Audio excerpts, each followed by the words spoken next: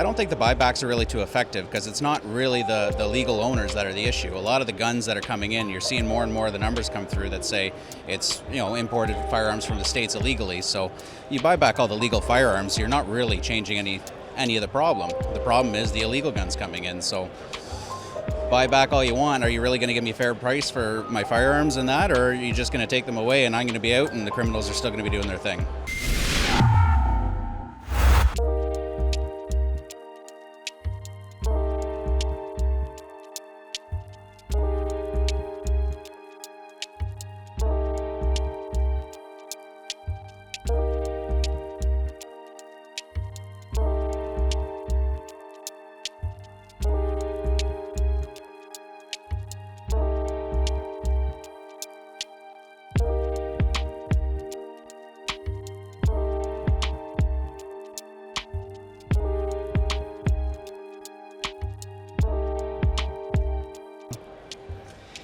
Hey guys, Andrew says here, just looking through the scope, here we're at...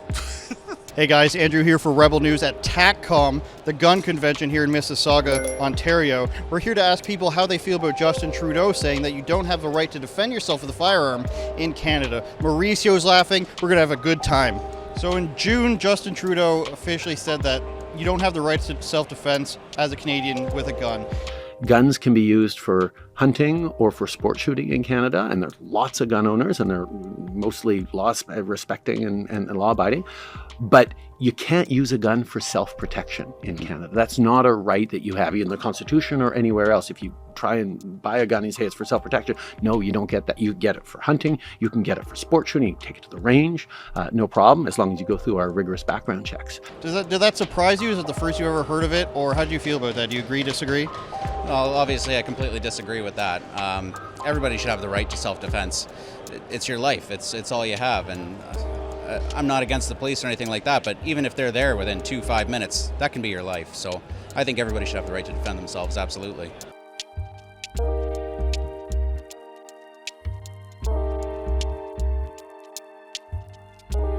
Coming from Justin Trudeau, nothing surprises me. We definitely support self-defense with the firearm. It's a human right. It goes way back to the Magna Carta and before that. Human rights, part of human rights are the right of self-defense. That's my call on that. The way the world's going, if you'd asked me, 10 years ago, I might have said, yeah, I don't see a place for it really. But the world's changing, and the fact that we are being sort of decommissioned in a lot of ways makes us all more vulnerable. I don't really know. Very cool. Like honestly, in real life, I feel like I'm gonna have a panic attack, Andrew. We'll use this. Keep going. I don't know. I mean, you should have the right to defend yourself. And I do believe it's in there in the Constitution that we're allowed to. We're only allowed to think to use as much force as the other person does. Anything else happens after that, then you're the guy going to jail. Well, I disagree with it. I wish I could defend myself if there's a need, but at the end of the day, it's not my call. It's mostly me. I'm more interested by the sport of it because it's really killing the sport, for shooting with all the people that are legitimate firearm owners, and they do not pose a risk, for that. Oh, I feel like we should definitely get some rights to that because I was sexually assaulted and it's really dangerous, and I think we need to feel protected besides only using like a bear spray, and we're not allowed like knives or anything, so. You know what they say in the Soviet Union, Mauricio? If you turn back, we're going to shoot you. And what about gun buyback programs? We've heard a lot about that. 2 years ago, our government introduced a national ban on AR-15 and assault-style rifles. And over the course of the coming weeks and months, we're going to put into place the steps that are necessary to begin the process of launching a mandatory buyback program, which will get those assault-style rifles out of our communities once and for all. Or whether it's our most recent initiative on freezing the market for firearms, which will start moving us in the right direction over the medium and long term. These are things that you all had voices in, and I'm really excited about not just hearing about the impacts of these things, but talking about how we continue to move forward.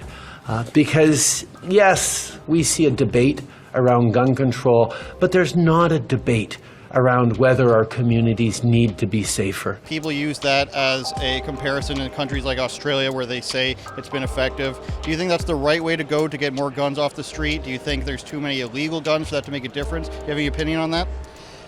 I don't think the buybacks are really too effective because it's not really the legal owners that are the issue. A lot of the guns that are coming in, you're seeing more and more of the numbers come through that say it's imported firearms from the States illegally. So you buy back all the legal firearms, you're not really changing any of the problem. The problem is the illegal guns coming in. So buy back all you want. Are you really going to give me a fair price for my firearms and that, or are you just going to take them away and I'm going to be out and the criminals are still going to be doing their thing? My opinion is to buy something back, you would have had to own it in the first place.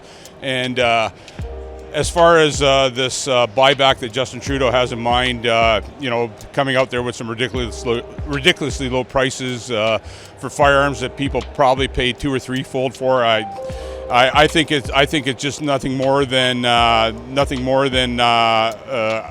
basically a crock.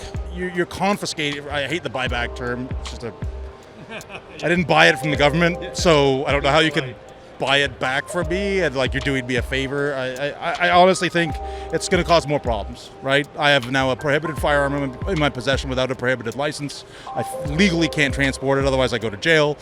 How are you going to do that? You're going to send cops to my house to take that? Regular cops don't want to do it. I know a bunch of I'm not coming, so you're going to send RCMP officers to my house?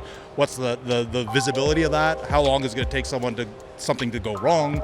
It's a nightmare. They know it. We know it. It's just this bizarre idea that we're making safer. And I said to someone the other day who said, "Oh, you should have those guns." I said, everyone on that ban list, I think it's like 3,000 guns now.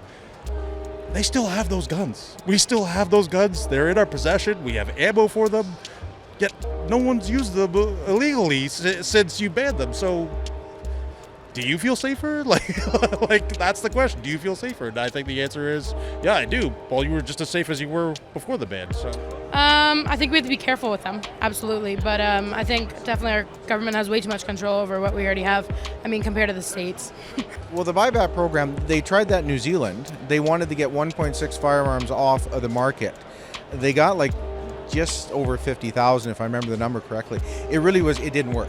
The numbers that they've come out with, I should have been one of the lead people they called on that because of what I do. I never got a phone call. The numbers they have out there are very small. And they're not going to see people. They're just not going to hand up their stuff. The buyback program is going to cost the Canadian public. Gary Mauser wrote an article which I published in my paper, and he estimated around $6.7 or $6.8 billion. Can't remember the figure off the top of my head of what it's going to cost the Canadian public. Now we already see a shortage of doctors. We already see a shortage of nurses.